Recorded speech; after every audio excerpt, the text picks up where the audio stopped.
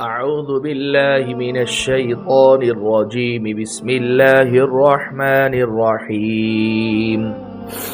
أم حسبت أن أصحاب الكهف والرقيم كانوا من آياتنا عجبا إذ أوى الفتية إلى الكهف فقالوا ربنا آتنا من لدنك رحمة وهيئ لنا من أمرنا رشدا فضربنا على آذانهم في الكهف سنين عددا ثم بعثناهم لنعلم أي الحزبين أحصى لما لبثوا أمدا.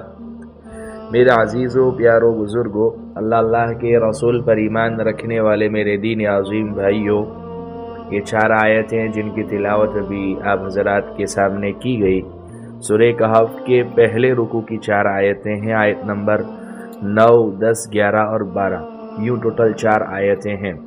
اچھا، اس سے پہلے اس سورت کی تفسیر کا آغاز ہو چکا تھا. اس سورت کا تعارف اور ابتدائی 8 آیتیں اس سورت کی آپ لوگوں کے سامنے آ چکی تھی، اور سورت کے شروع میں تعارف میں یہ بات بتلائی تھی کہ یہ سورت مکی ہے اور اس میں 110 آیتیں ہیں اور 12 رکوعات پر مشتمل یہ سورت ہے. اللہ سبحانہ و تعالی ارشاد فرماتے ہیں، کیا تمہارا یہ خیال ہے کہ غار اور رقیم والے لوگ ہماری نشانیوں میں سے کچھ زیادہ عجیب چیز تھے؟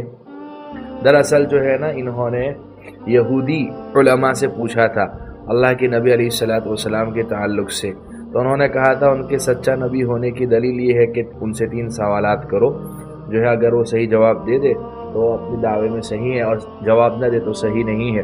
اس میں سے ایک سوال یہ تھا اصحاب کہف کے تعلق سے.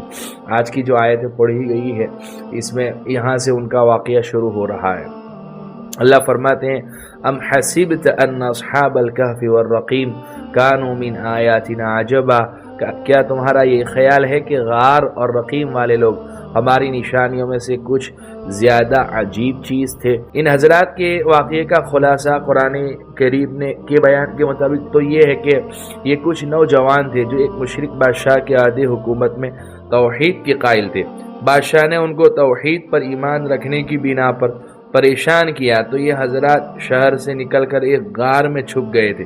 وہاں اللہ تعالیٰ نے ان پر گہری نیند طاری فرما دی، اور یہ 309 سال تک اسی غار میں پڑے سوئے رہے. اللہ تعالیٰ نے اس نیند کے دوران اپنی قدرت کاملہ سے ان کی زندگی کو بھی سلامت رکھا اور ان کے جسم بھی گلنے سڑنے سے محفوظ رہے. 309 سال بعد ان کی آنکھ کھلی تو انہیں اندازہ نہیں تھا کہ وہ اتنی لمبی مدت تک سوتے رہے ہیں، لہذا ان کو بھوک محسوس ہوئی تو اپنے میں سے ایک صاحب کو کچھ کھانا خرید کر لانے کے لیے شہر بھیجا، اور یہ ہدایت کی کہ احتیاط کے ساتھ شہر میں جائیں تاکہ ظالم بادشاہ کو پتہ نہ چل سکے. اللہ تعالیٰ کا کرنا ایسا ہوا کہ اس 300 سال کے عرصے میں وہ ظالم بادشاہ مر کھپ گیا تھا اور ایک نیک اور صحیح العقیدہ شخص بادشاہ بن چکا تھا.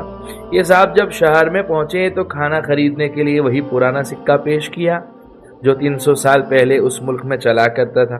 دکاندار نے وہ پرانا سکہ دیکھا تو اس طرح یہ بات سامنے آئی کہ یہ حضرات صدیوں تک سوتے رہے تھے.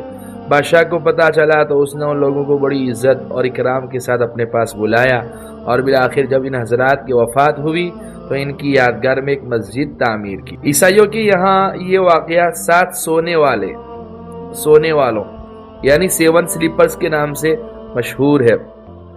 معروف رائٹر ہے، مورخ ہے ایڈورڈ گیبن نے اپنی مشہور کتاب زوال و سقوط سلطنت روم میں بیان کیا ہے کہ وہ ظالم بادشاہ دوسیس تھا جو حضرت عیسیٰ علیہ السلام کے ماننے والوں پر، پیروکاروں پر ظلم ڈھانے میں بہت مشہور ہے.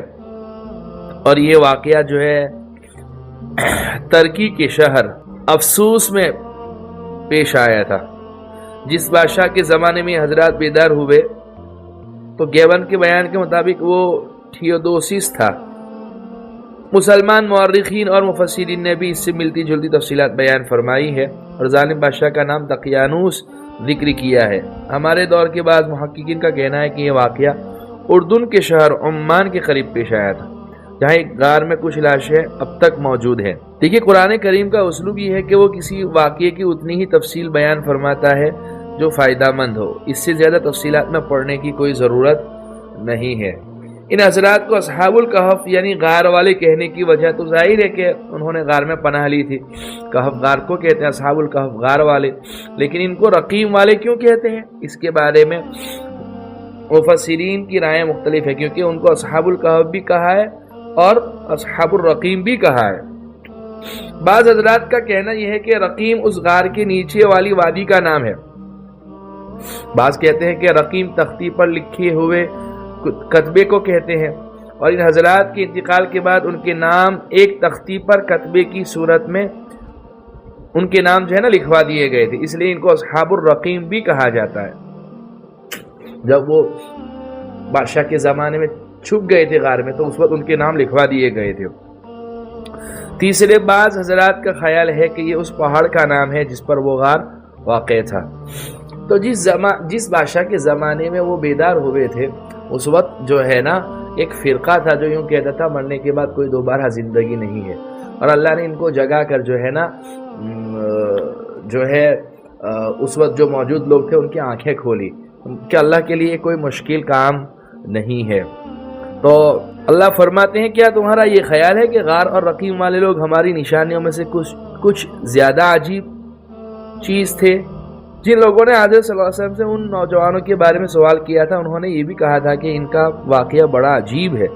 اس آیت میں انہی کے حوالے سے فرمایا جا رہا ہے کہ اللہ تعالیٰ کی قدرت کے پیش نظر یہ واقعہ کوئی بہت عجیب چیز نہیں ہے، کیونکہ اس کی قدرت کے کرشمے تو بے شمار ہیں۔ اذ اوى الفتية الى الكهف فقالوا ربنا آتنا من لدنك رحمة وهيئ لنا من امرنا رشدا، جب ان نوجوانوں نے غار میں پناہ لی تھی اور اللہ تعالیٰ سے دعا کرتے ہوئے کہا تھا کہ یہ ہمارے پروردگار ہم پر خاص اپنے پاس سے رحمت نازل فرمائیے اور ہماری صورتحال میں ہمارے لیے بھلائی کا راستہ مہیا فرما دیجئے۔ فضربنا على آذانهم في الكهف سنين عددا، چنانچہ ہم نے ان کے کانوں کو تھپکی دے کر کئی سال تک ان کو غار میں سلائے رکھا۔ کانوں پر تھپکی دینا عربی کا ایک محاورہ ہے، مثل ہے، جس کا مطلب یہ ہے کہ گہری نیند طاری کر دی۔ وجہ یہ ہے کہ نیند کے شروع میں کان آوازیں سنتے رہتے ہیں اور ان کا سننا اسی وقت بند ہوتا ہے جب نیند گہری ہو گئی ہو، اس لیے ہم کہتے ہیں نا کہ یہ کتنی گہری نیند میں ہے کہ اسے تو کچھ پتہ ہی نہیں چلتا، کچھ سن ہی نہیں پا رہا ہے۔ ثم بعثناهم لنعلم أي الحزبين أحصى لما لبثوا أمدا، پھر ہم نے ان کو جگایا تاکہ یہ دیکھیں کہ ان کے دو گروہوں میں سے کون سا گروہ اپنے سوئے ہوئے رہنے کی مدت کا زیادہ صحیح شمار کرتا ہے۔ آگے آ رہا ہے کہ جب یہ لوگ بیدار ہوئے تو آپس میں گفتگو کرنے لگے نا کہ وہ کتنی دیر سوئے ہیں، یہ اسی کی طرف اشارہ ہے۔ بہرحال یہ 4 آیتیں تھی جس کی تفسیر خلاصہ نچوڑ آپ لوگوں کے سامنے رکھا۔ اللہ سبحانہ و تعالیٰ مرنے کے بعد دوبارہ زندگی پر ہمیں یقین نصیب فرماوے، اللہ تعالیٰ اپنی قدرت کاملہ پر کامل یقین نصیب فرماوے، اور جو ہے قرآن کریم سے جڑے رہنے کی ہمیں توفیق نصیب فرمائے۔ مبارک مہینہ رجب المرجب شروع ہو گیا ہے، اشہر الحرم میں اس کا شمار ہوتا ہے۔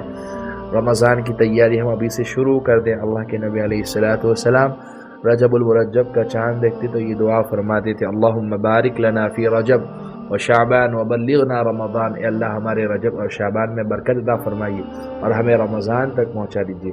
اللہ سے ہم بھی دعا کرتے ہیں، اللہ ہمارے رجب اور شعبان میں برکت عطا فرمائیے اور ہمیں رمضان تک پہنچا دیجیے، اور اللہ ہمیں ایسے اعمال کرنے کی رمضان سے پہلے توفیق نصیب فرماوے کہ جس سے ہمارا رمضان بہترین عبادت والا جو ہے نا گزرے، کیونکہ جیسے ہر چیز کا وارم اپ ہوتا ہے نا، ویسے جو ہے رمضان میں اگر آپ اپنے روزوں کی حفاظت کرنا چاہتے ہیں، بہترین عبادت کرنا چاہتے ہیں، اور جو ہے جتنے بھی اعمال ہے رمضان کے تعلق سے، تو اس میں اگر جان پیدا کرنا ہے تو اس سے پہلے ہی اس کی تیاری کرنی پڑے گی۔